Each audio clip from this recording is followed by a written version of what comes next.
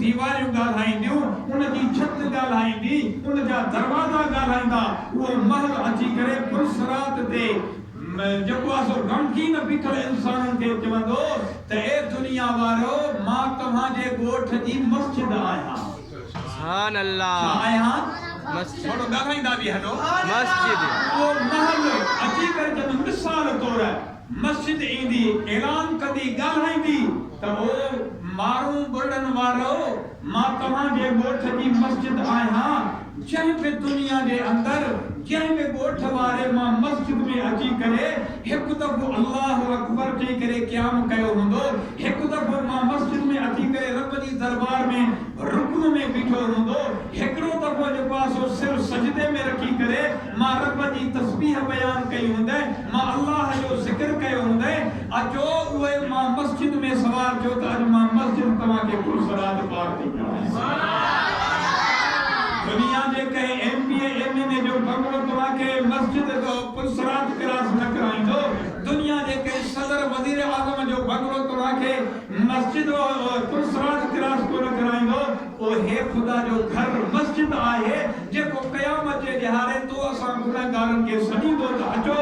अचो मां मस्जिद में सवार थियो। जंहिं बि दुनिया जे अंदरि मां मस्जिद में अची करे रब जी इबादत कई हूंदी, क़ुरान पाक जी तिलावत कई हूंदी, मस्जिद में अची करे महबूब जी सना बयान कई हूंदे, मदीने जे ताजदार जी तारीफ़ कई हूंदे, अचो मां मस्जिद में अॼु जो ॾाढो सवार थियो त मां तव्हांखे पुरसरात पार करे जन्नत ॾे आवाज़। इहे जेकर मस्जिद तो असांखे मिली आहे महबूब मोहम्मद जे सदके, ही तो असांजे उन महबूब नबी मेराज वारे नबी जा एहसान आहिनि, उन गुरबत खज़रा वारे जा एहसान आहिनि जो अल्लाह जी ज़ात बाबरकार। न त दुनिया जे अंदरि केतिरी मखलूक आहे, के पंहिंजे घरनि में वेठा हूंदा, के पंहिंजे घरनि में दुनियावी कचहरी कंदा हूंदा, के पंहिंजे घरनि में वेही करे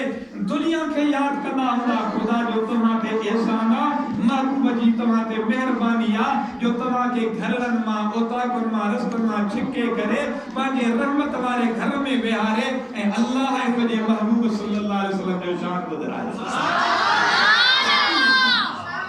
अबा नबी जो असां ते एहसान आहे न? सुभान अल्लाह। आहे एहसान? जंहिं जंहिं ते नबी जो एहसान आहे वो थोरो वॾी आवाज़ सां सुभान अल्लाह। ऐं शायर चयो आहे त असां उम्मतनि ते आहे एहसान मुस्तफा जो, असां उम्मतनि ते आहे एहसान मुस्तफा जो, गाए जुबान सगंदी है, गाए जुबान सगंदी कद शान मुस्तफा जो, एहसान मुस्तफा जो। जंहिं नबी जे सदके में अल्लाह जी ज़ात बाबरकार तो असां गुनहगारनि ते एहसान फरमायो। अॼु उन महबूब खे रब मेराज ते घुराए पंहिंजो दीदार करायो आहे। मेराज 27 रजविया दुनिया जे अंदरि इंसान तूं असां त हिक ॿिए जूं गिलाऊं कयूं, हिक ॿिए खे तकलीफ़ूं ॾियूं। मुंहिंजे महबूब आका सल्लल्लाहु अलैहि वसल्लम फरमायो आहे त मुस्लमान हक़ीक़ी उहो आहे जो जॾहिं ॿियो मुस्लमान हुन जे साम्हूं अचे हिक ॿिए खे ॾिसी करे ॿई ख़ुशि थियनि, ॿिन्ही जे ख़ुशि थियण सां अल्लाह हुन जे मथां पंहिंजी रहमत नाज़िल करे। महबूब आका सल्लल्लाहु अलैहि वसल्लम जा ग़ुलाम किताब में नसीहत भरे वाक़ियो लिखियल आहे त बादशाह ऐं वज़ीर रस्ते सां वञनि पिया, हिकिड़ो बाग़ हुयो, हुन में खजीअ जा वण हा, ज़ैतून जा वण हा, लीमे जा वण हा, हर क़िस्म जो वण मौजूदु हो, फल फ्रूट जा वण हुया। हिकिड़ो टोलो उन बाग़ जी ख़िदमत पियो करे, गाह पियो सफ़ा करे, पाणी पियो वणनि खे ॾे। मुंहिंजे महबूब सां प्यार करण वारो बादशाह वज़ीर खे चयो त हल त इन बाग़ में हली करे इन कोड़े खां कुझु सवाल कयूं। जॾहिं बादशाह अची करे कोड़े खे चयो त कोड़ा तुंहिंजी उमिरि त तमामु वॾी थी चुकी आहे, तुंहिंजी सफ़ेद दाढ़ी आहे, तूं कबर खे वेझो अची चुको आहे ऐं हिन वक़्तु तूं वण थो पोखे, इन वण जो फल तूं त कोन खाई सघंदे। हाणे थो पोखे, तुंहिंजी उमिरि एसी ताईं हुजे अलाए कोन जो खजी डोका थियनि वरी तूं हुनजो फल खा, लीमा पंहिंजो फल थियनि जो हुनजो तूं फल खाए, तूं इन जे फल खे हासिल करे बोले चयो त बादशाह सलामत मां ही जेकी वण थो पोखिया भले मां हिन जो फल नहीं खाई सघां पर मुंहिंजा पोयां त हिन मां फ़ाइदो वठंदा मुझे महबूब मुस्तफा जो फरमान तो बादशाह के बुधायो वो बोलो तो बादशाह अल्लाह के नबी जो फरमाना त खैरुन नास मन यनफउन नास तमामा भले में भलो मानो उवा जेको बे मानो के नफो पहुंचाए फायदो पहुंचाए पंजे फायदे की गाल हर को सोचींदो पंजे औलाद जे फायदे की गाल हर को सोचींदो वा मुझे महबूब आका जो फरमाना त मुसलमानो भले में भलो वो इंसान आ जेको बे के फायदे पहुंचाने की कोशिश करे बोरे जने इहो वाक्य बुधायो त बादशाह पांजे खीसे में हथ विझी करे 1000 रुपया इनाम ॾिनो सुभान अल्लाह बोरे 1000 वठी करे मुस्कुरायो खिलियो वो बोरो खिलियो त बादशाह पुछस त ओ बोरा तू छाजे करे खिली माके खिलण जो सबब बुधा बोरे चयो त साईं मां खिलियो ई न जे करे हां त दुनिया जे अंदर हर इंसान थींदो वा हर इंसान बाग पोखींदो वा पर वो उन जो मेवो उनके सालन खां पोइ नसीब थींदो वा जॾहिं वण वॾो थे वरी फल जले पको थे तयार थे तॾहिं दुनिया जो इंसान उन जो फल खाईंदो वा मां खिलियो इन जे करे हां त मां जेको वण पोखियो वा रब जी ज़ात मां बरकात उन जो फल मूंखे उन महल ई खारायो बादशाह वरी खिसे में हथ विझी पियो 1000 रुपया ॾिनोसि त उहो बोड़ो वरी खिलियो बादशाह पुछस वरी ॿीहर छाजे करे तो खिलियो आहे जे मां इन जे करे तो खिला त दुनिया जा वण साल में हिकिड़ो दफ़ो फल ॾींदा आहिनि दुनिया जा वण साल में हिकिड़ो दफ़ो फल पान जने खजी हुंदी आ 12 महीने डोका जलंदी आ सूफ जो वण हूंदो आ 12 महीने सूफ कंदो आहे लीमे जो वण हूंदो आ 12 महीने जेको सो फल ॾींदो आ पर खिलियो इन जे करे हां त जेकी मां वण पोखियो आ मूंखे अल्लाह उन जो फल थदे तई ॿ दफ़ा अता फरमाए महबूब सां प्यार करण वारो मुझे महबूब जा गुलाम हो तो असा के नबियन जो सरदार एक बे सां प्यार करण जो तो सिखारे एक बे सां मोहब्बत जो दर्स तो दे त मुसलमानो तमाम मुसलमान हुआ जो तवा जे हथ का तवा जी जुबान का तवा जी अख का बियो मुसलमान महफूज रहे मुझे महबूब सां प्यार करण वारो तो असा जो महबूब नबी एदे मकाम वारो वा एदे शान वारो वा तो असा जो नबी आयो भी तो असा गुनाहगार उम्मत के याद फरमायो जने हिन दुनिया मा अलविदा पिया फरमाया भी तो असा गुनाहगारन के अल्लाह जे नबी याद फरमायो वा वरी जने मेराज ते मुजो महबूब वयो वा अल्लाह जी जात बाबरकात सा मिलियो वा तो उन रात में भी महबूब नबी तो असा गुनाहगारन के याद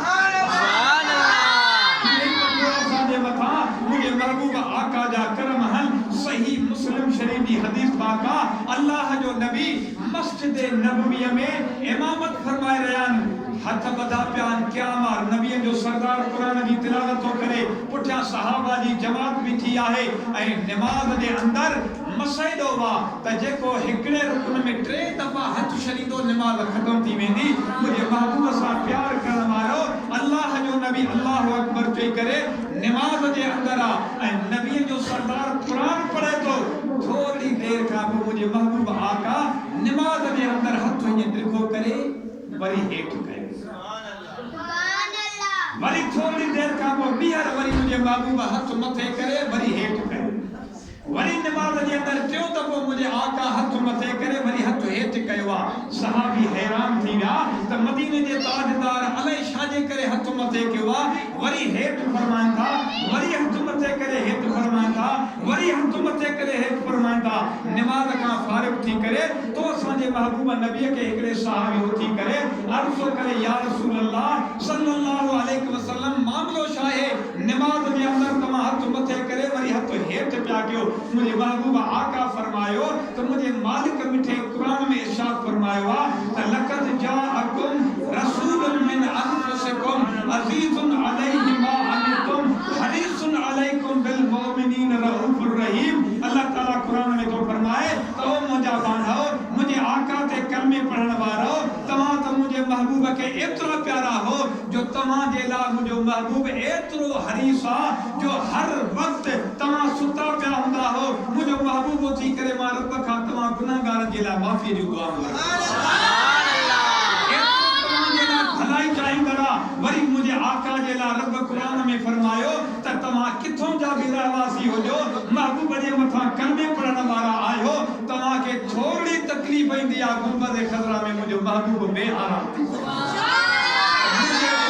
के ही तकलीफ आई आ मुझे गुलाम के ही तकलीफ आई आ मुझे महबूब सा प्यार करने वारो मेराज दी रात आ भलारी रात आ जुमे जी भी रात भलारी 27 दी रात भी भलारी जी दुनिया में सा पाक हुदां का खीर में कंड अज अल्लाह तआला के अहली असमा के भलारी रात नसीब मेराज दी रात भी आ मुझे महबूब सा प्यार करने वारो मदीने जे ताजदार मेराज माने पांजे सहाबन के फरमाइन था राइत लैलतल मेराज नहरन ओ मुजा गुलामो ओ मुजा सहाबियो अज मेराज वाली रात मां मुस्तफा जन्नत में एकड़ी नहर ॾिठी सुभान अल्लाह आज थिया नहर दुनिया में खींदर किनार भी नहरा राइस किनार भी नहरा दादू किनार भी नहरा रोही किनार भी नहरा दुनिया जो नहरू भी आहिन पर मिठे मुस्तफा फरमाए तमाम मेराज वाली रात जन्नत जो सैर कयम उन जन्नत में हिकड़ी नहर ॾिठी माहु अहला मिनल असल उन जन्नत वाली नहर जो पानी माखी का वधिक मिठो सुभान अल्लाह दुनिया में गर्मी जी मौसम होंदी आ शरबत तैयार कयो वेंदो आ थधो भी हुंदो आ मिठो भी हुंदो आ हर इंसान जी दिल कढंदी आ त जेकर इहो मां भी पिया जने तो असां जे नबी जे सरदार इहो फरमायो त वो जन्नत वाली नहर जो पानी माखी का वधिक मिठो आ बर्फ का वधिक थधो आ खीर का वधिक सुखेदा मुश्क अमर का वधिक खुशबूदार सुभान अल्लाह वो सारे महबूब नबी सल्लल्लाहु अलैहि वसल्लम जिब्रील अलैहिस्सलाम के फरमाता जिब्रील मां जेका ही नहर ॾिठी आ ॿुधाए त सही इन पाक नहर जो पानी अल्लाह केड़े पानी के अता फरमाईंदो सुभान अल्लाह वो कहिड़ो इंसान खुश नसीब होंदो जंहिं इन नहर जो पानी पींदो त सोनो जिब्रील तो फरमाए त या रसूल अल्लाह ओ मुझा सोना नबी लिमन सल्ला अलैका फी दुनिया ओ मुझा महबूब नबी जेको दुनिया में तो मुस्तफा ते घणी सलात पढ़ंदो अल्लाह उनन के इया नहर नसीब फरमाए जेको उठंदे वेहंदे घुमंदे फिरंदे तो असांजे नबी ते दुरूद पढ़ंदो खुदा जी ज़ात बा बरकात इन नहर जो पानी उन इंसान के नसीब फरमाईंदो मेरे महबूब सां प्यार करण वारो अॼो की मेराज वाली रात अल्लाह जी ज़ात बा बरकात तो असां गुनहगारन दे हिकड़ो तोहफो मोकिलियो छा मोकिलियो दुनिया के अंदर जेकरे को दोस्त जे तोहफो मोकिलींदो आहे तो वो ॻाईंदो आहे थोरा यार फलाणे जा थोरा ईद कार्ड मोकिले फलाणो गिफ्ट मोकिले फलाणो तोहफो मांजे मोकिले वो दुनिया जा इंसान तो असांजो महबूब नबी मेराज वाली रात रब जी दरबार मां तो असां वटि तोहफो खणी आया कहिड़ो हुआ नमाज़ सुभान अल्लाह नमाज़ जो मक़ाम छाहे नमाज़ पढ़ण वारे जो रुतबो छाहे मुझे महबूब आका फरमायो त जॾहिं नमाज़ी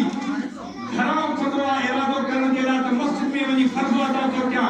दरवाज़ो टपी ईंदो आहे टाइटी खोले वुज़ू कंदो आहे सभ खां पहिरियां हथ धोईंदो आहे मिठे मुस्तफा फरमायो त जॾहिं हथ धोई पूरा कंदो आहे त रब जी ज़ात बाबरकात इन वुज़ू जी बरकत जे करे जेकी भी ज़िंदगी जे अंदर इन हथनि जे ज़रिए गुनाह कया हूंदा अल्लाह इन वुज़ू जे सदके में उन जे हथनि जा गुनाह माफ़ थो करे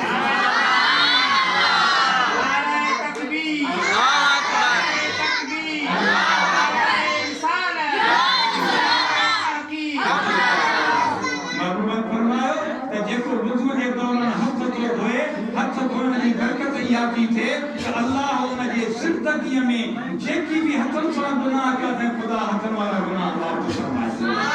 वरी जरी को करे पानी खड़ी वात में तो आने से दफा गुनाह करे पूरी तो करे तो मुझे महबूब मुस्तफा फरमायो कि जेको भी इंसान जिंदगी में वात के जरिए गुनाह तो करे अल्लाह ताला ने हुकम की बरकत के करे खुदा उन जा माफ वाला गुनाह माफ तो करे रब जी ज़ात बाबरकात जो हबीब तो फरमाए रब जी ज़ात बाबरकात उन जेकी भी दुनिया दे अंदर नक जे जरिए गुनाह कया हुंदा खुदा वुज़ू जी बरकत जे करे उन जी जिंदगी जा गुनाह तो माफ फरमाए पानी जी खड़ी करे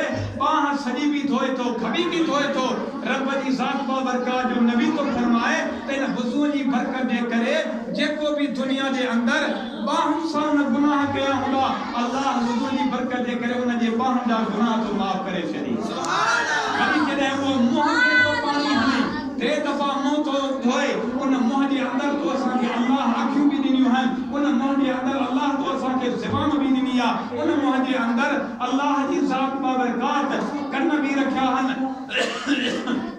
मुझे आका फरमायो त जेको टे दफ़ा मुंह धोई करे ऐं मुकम्मल तो करे रब जी ज़ात बाबरकात इन वज़ू जी बरकत जे करे उन जे ज़िंदगीअ में जेकी हुन मुंह जा गुनाह कया आहिनि रब उन जे मुंह वारा गुनाह माफ़ थो फरमाए। वरी जॾहिं वो मथे जो मसो थो करे मुझे महबूब मुस्तफा जा गुलामो ॾिसो त नमाज़ीअ ते केतिरो रब जो प्यार आहे ऐं महबूब आका जी उन सां केतिरी मोहब्बत आहे। सुहिणे नबी फरमायो त जॾहिं वो मसो थो करे मथे जो कंध जो कननि जो मसो थो करे रब्बुल आलमीन जे महबूब फरमायो त मसो करण जे करे मथे जा गुनाह कन जा गुनाह ऐं कंध जा गुनाह रब उन खे माफ़ थो फरमाए। आखिर में वो इंसान वरी पैर थो धोए जॾहिं पैर धोई मुकम्मल थो करे त अल्लाह जो नबी तो फरमाए त हाणे खुदा वज़ू जी बरकत जे करे उन जे पैरनि वारा ज़िंदगीअ जा गुनाह मिसाल तौर मां तव्हांखे ॿुधायां हिकिड़ो इंसान आहे निकिरे थो चोरीअ ते प्यादल थो वञे पंध तो करे कदमनि जे ज़रिए सफ़र तो करे ये पैरनि जा गुनाह कंहिं ग़लत कम जे तरफ़ तो वञे पैरनि जे ज़रिए तो वञे ये पैरनि जा गुनाह। वज़ू जी बरकत इहा आहे जो नबी जो सरदार तो फरमाए त वज़ू जे दौरान पैर धोई पूरा तो करे अल्लाह उन जे पैरनि जा गुनाह माफ़ थो फरमाए। इहा नेमत इहो मर्तबो इहा मग़फ़िरत इहा मेहरबानी कंहिंखे नसीब थींदी जेको आज़ान ॿुधी घर में वेहंदो उनखे नसीब न थींदी जेको कचहरियुनि में मसरूफ़ हूंदो उनखे इहा नेमत नसीब न थींदी। इहा नेमत उनखे नसीब थींदी जो मस्जिद मां अल्लाहु अकबर जो आज़ान जो आवाज़ तव्हांजे कननि ते पहुचे फौरन उथी करे अल्लाह जे घर में अचो वज़ू कयो नमाज़ पढ़ो खुदा जी ज़ात जो कसम आहे नमाज़ पढ़ण जे सदके में खुदा तव्हां ते एतिरो राज़ी थींदो जो तव्हांजी मुश्किलातूं हल फरमाए छॾींदो।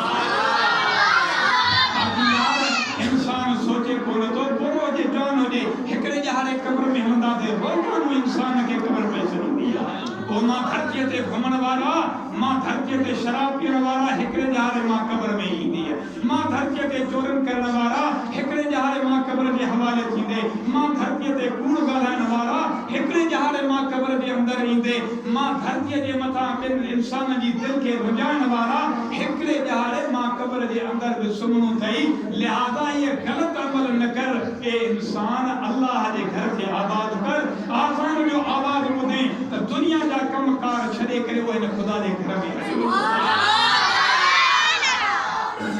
हिकिड़ो शाइर आहे जेको नसीहत वारो शेर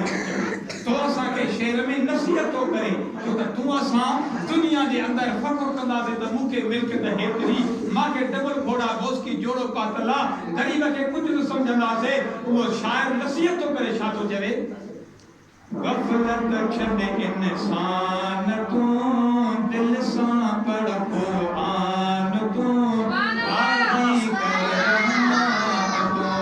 हीअ दुनिया सारी छॾे नेठ तूं वेंदे लॻे पई थी क़बर तोखे सॾे अञा पई थी क़बर तोखे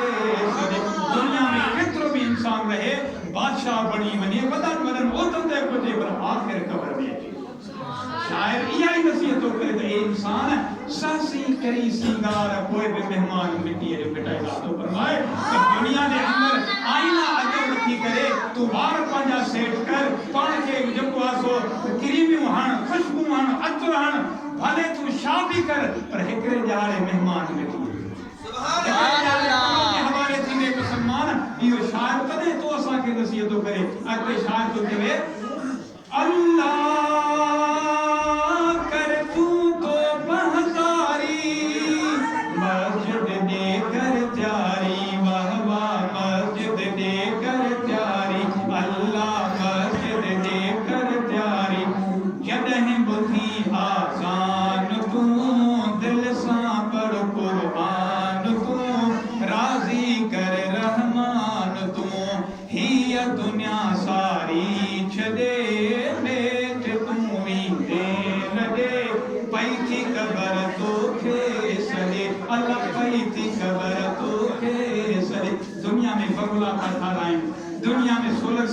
लगायूं दुनिया में वजन कब्रन में एसी था हणायूं दुनिया में आला किस्म जा टाइल मार्बल था हणायूं दुनिया में आला किस्म जी लाइटियूं था लगायूं त दुनिया में असा के का तकलीफ न अचे अल्लाह ताला फरमाए तुझी दुनिया में उम्र 50 साल 40 साल 70 साल 100 साल थींदी पर मरी के कब्र में पहुंचंदे वो जंहिं दुनिया में तू हमेशह रहे उन जी लाइ तू के क्या सुभान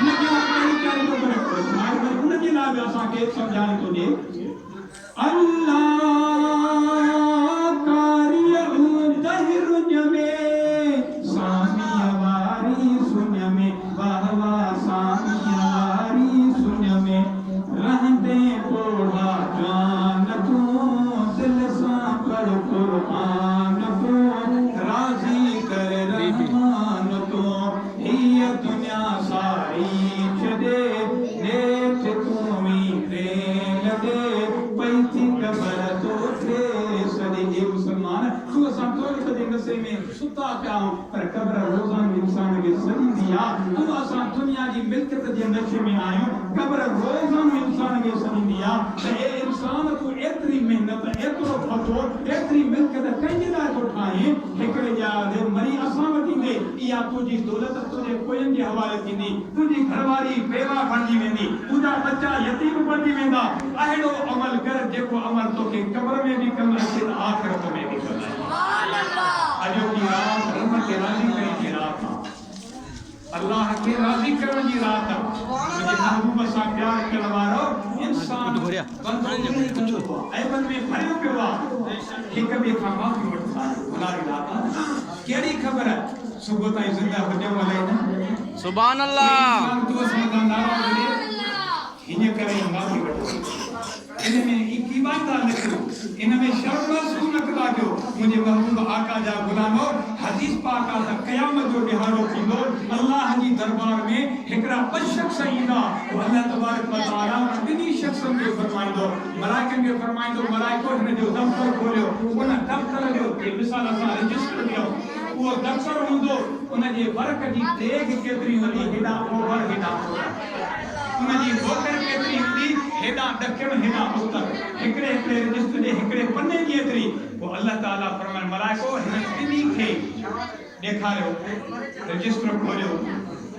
अल्लाह तबारक व तआला जी ज़ात बाबरकात जुबान न कर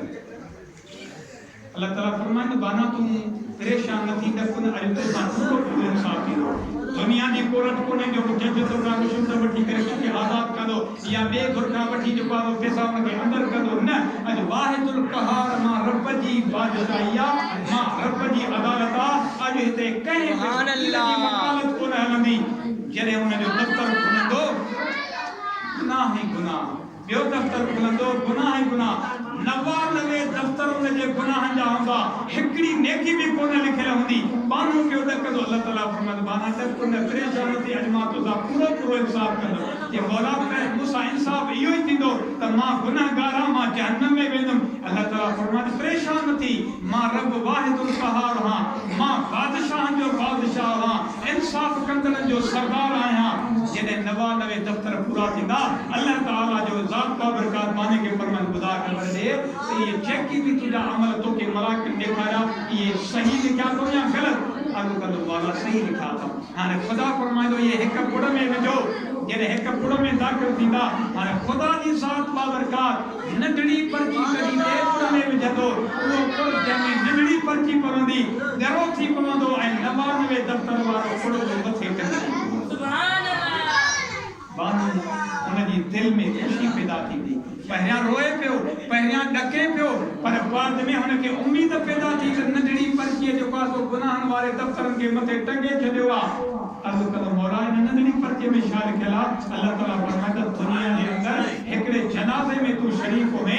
हिकड़े शख्स ॾाढियां आवाज़ में जो कलमे शहादत त तू पढ़ अशहदु अल्ला इलाहा इल्लल्लाह वहदहु ला शरीक लहू व अशहदु अन्न मुहम्मदन अब्दुहु व रसूलुहु तू जो पढ़ियल कलमे शहादत आहे मां खुदा तुझो अमानत सां रखी छॾियो आहे अॼु तुंहिंजे पढ़ियल कलमे शहादत 99 दफ्तर गुनाहनि खे टंगे सुभान अल्लाह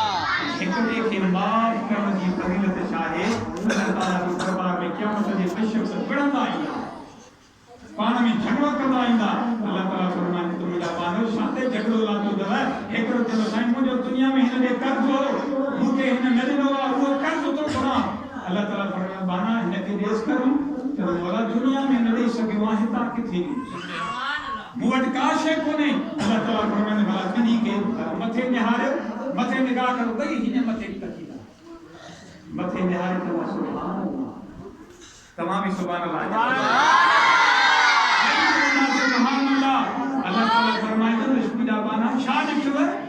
अज कना मौला मथे असा